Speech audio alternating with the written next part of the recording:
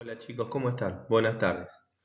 Bueno, hoy nos toca hablar sobre un nuevo tema que si bien se relaciona directamente con el tema de la clase pasada, recuerdan que estuvimos hablando de la crisis del absolutismo, eh, este absolutismo que comprendía de alguna manera el poder en una sola persona, en el monarca, que era quien tomaba las decisiones fundamentales en el Estado, muchas veces contrariando los intereses de la mayoría. Recuerden que cuando hablamos de la revolución industrial, la nueva clase pujante, la burguesía, una burguesía industrial que no estaba contenta con muchas decisiones que tomaba el monarca. Bien, en este caso lo que vamos a tratar nosotros es de alguna manera una continuación en ciertos hechos que se dan en Europa a fines del siglo XVIII y en este caso puntualmente la Revolución Francesa.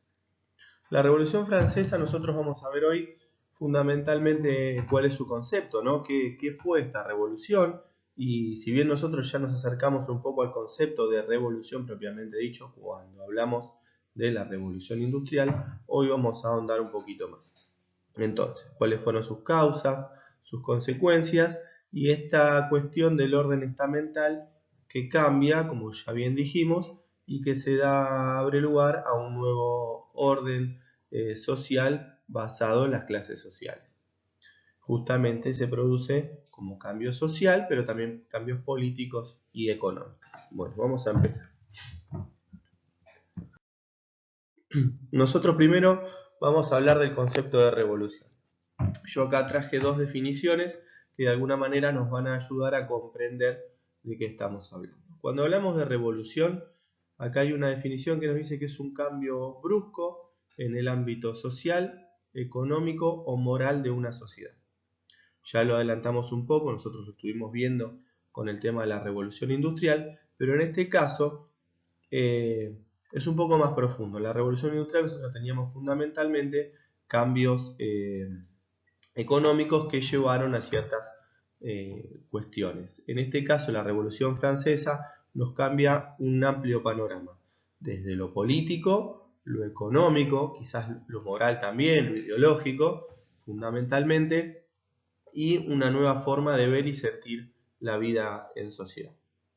Pero esta otra definición nos va a ayudar a darle quizás un poquito más de profundidad. Nos dice que la revolución es un cambio político que se da de forma violenta y se realiza desde abajo. Bueno, en el caso de la Revolución Francesa, como ya adelantamos algo en la clase anterior, el cambio se da a partir del tercer estado, ese estado que se encontraba postergado, ese estado que de alguna forma era representativo y era la mayoría de la población y que no estaba contento con la situación política, económica y social en la que se vivía en Europa a fines del siglo XVIII. ¿Qué pasa? En este caso las masas son las protagonistas del cambio, con grandes levantamientos y las masas de alguna manera toman el poder estatal por su cuenta y llevan a que se dé un cambio radical en la estructura social, económica y política. Se da por completo y se da de forma relativamente rápida, como vamos a ver a continuación. Bien, causas de la Revolución Francesa. Esto es muy importante comprender por qué motivo se da la revolución. Recuerden que en Francia, a fines del siglo XVIII, teníamos sistemas políticos que consistían en monarquías absolutas, como bien dijimos antes, y que tenía el monarca, detentaba todo el poder estatal y que se encontraban las clases postergadas, principalmente este estado llano que ya estuvimos hablando. Nosotros hablamos ya en la clase anterior de que la sociedad estaba dividida en tres estamentos, donde encontramos a la nobleza y al clero como los artífices necesarios de la vida política y económica, eran los que de alguna manera estaban bajo esta estructura de clase social rígida, inamovible, y bueno, bajo un liderazgo que de alguna manera no favorecía a la mayoría de la población. dentro de las cuestiones que nosotros encontramos como causas, lo que es la distribución injusta de la tierra, recordar la burguesía como clase pujante y que se afianza y lleva adelante los hilos de la revolución, es la que se encontraba en desacuerdo con la distribución de la tierra, ¿no? La nobleza, como ya hablamos en la clase anterior, se encontraba con la mayor cantidad de tierra dentro del Estado francés, lo mismo que ocurría en Inglaterra, y la burguesía reclamaba de alguna manera una repartición más equitativa, una nueva forma de distribuir para poder explotar, ¿no? Recordar que era una clase muy pujante, que es la que buscaba llevar a Francia a ser un Estado moderno y de alguna manera a competir con la ya industrializada que se estaba industrializando Inglaterra. También fue fundamental en este caso la difusión de las ideas de ilustración, también la tratamos en la clase anterior, donde hablamos que grandes pensadores planteaban la necesidad de un cambio de paradigma político, donde la representación política del pueblo estuviera justamente en esta voluntad popular, mediante el sufragio, y dejar de lado la cuestión relativa a que el monarca tenía sangre divina y que era inamovible, y la sucesión continuada de herederos que no permitían llevar adelante las transformaciones sociales que la sociedad exigía. También encontramos como una de las causas, quizás una causa económica, pero de gran importancia social, las pobres cosechas que se dan en Francia en torno a fines del siglo XVIII, donde la pobreza y el hambre aumentan de forma considerable. Produce inflación, principalmente en productos de consumo básico como es el pan, la principal ingesta de los franceses por aquellos momentos era el pan, y había llegado a un punto tan alto su valor que era imposible poder consumirlo. Bien. Y encontramos consecuencias. Si bien acá tenemos un cuadrito que nos da tanto las causas como las consecuencias y las fases de la revolución, yo lo que quiero que comprendan es lo siguiente, que dentro de las causas tenemos tres tipos: las económicas, las sociales y las que son de índole político-ideológica.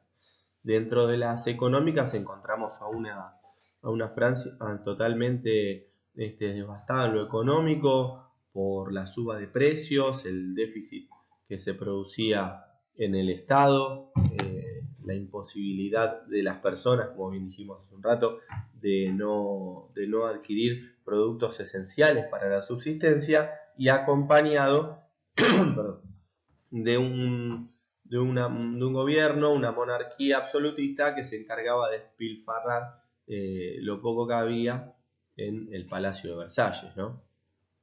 Dentro de las causas sociales, nosotros mencionamos la oposición de los privilegios que tenía la nobleza y el clero, ¿no? Recordar que la burguesía, clase pujante, la que lleva adelante la revolución, convence a todo el tercer estado, a la gran mayoría de la población, de generar un cambio donde esos privilegios cayeran y buscar, en resumidas cuentas, lo que la revolución marca desde un cliché, que es la libertad, la igualdad y la fraternidad para todos. Entonces la burguesía lo que planteaba, estrictamente socialmente hablando, acercarse, acceder al poder para generar ese cambio. Quizás esa sería la promesa hacia la mayoría, hacia el pueblo llano.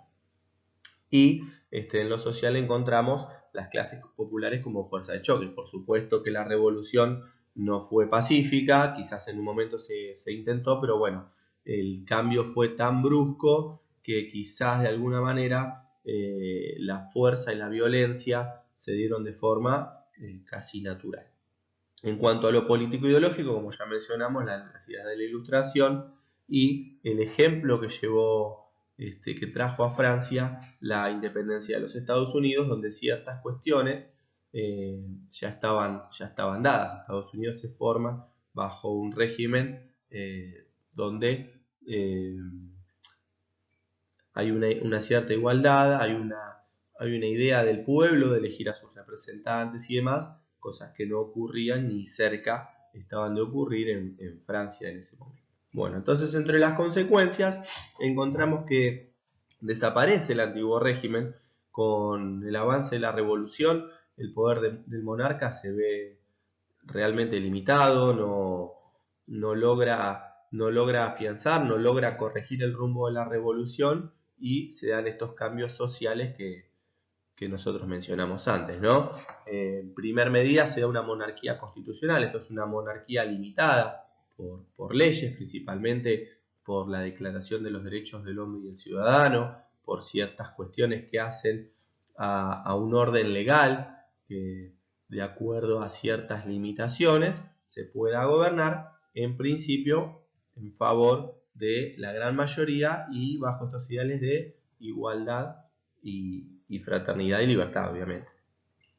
Se dan los primeros esbozos constitucionales y la burguesía es quien toma el poder político. La burguesía en este caso lo que hace es llevar adelante la revolución y se esgrime como principal representante de los intereses del pueblo.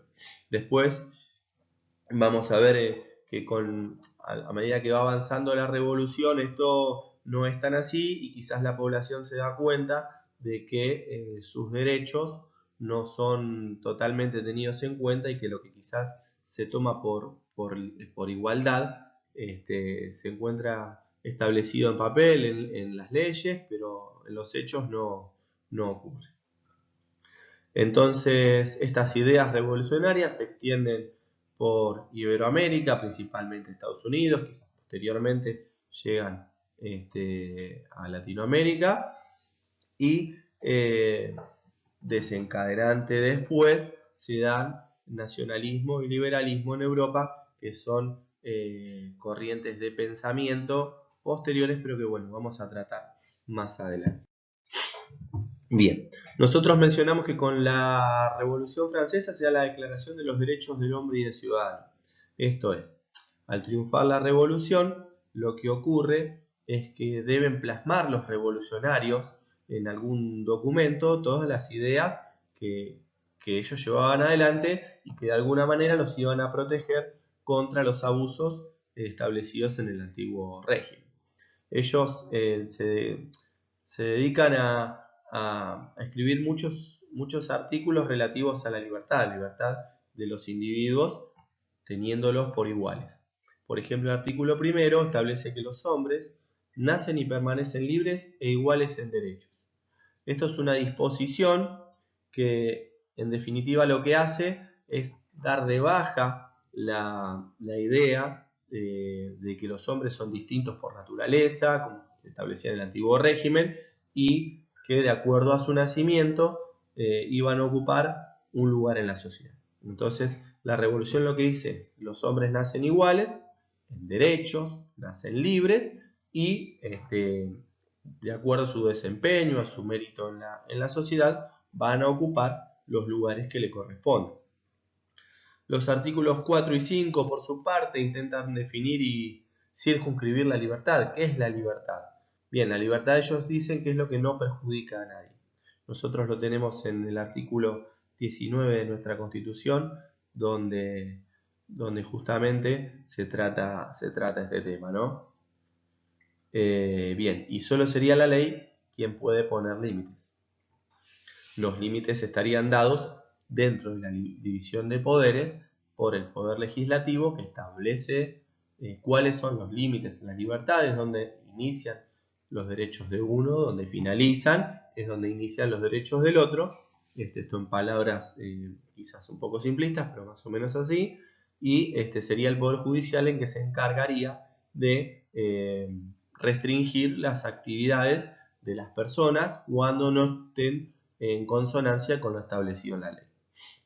Los artículos 7, 8 y 9 precisan las características de la libertad individual, qué es la libertad individual, hasta dónde se puede llegar, entre ellas la presunción de inocencia, esta cuestión que tiene que ver con que seguramente lo han escuchado, todos los hombres son inocentes hasta que se demuestre lo contrario, cosa que no ocurría en el antiguo régimen, y la irretroactividad de la ley, que bueno, es un principio penal y es un poco más complejo.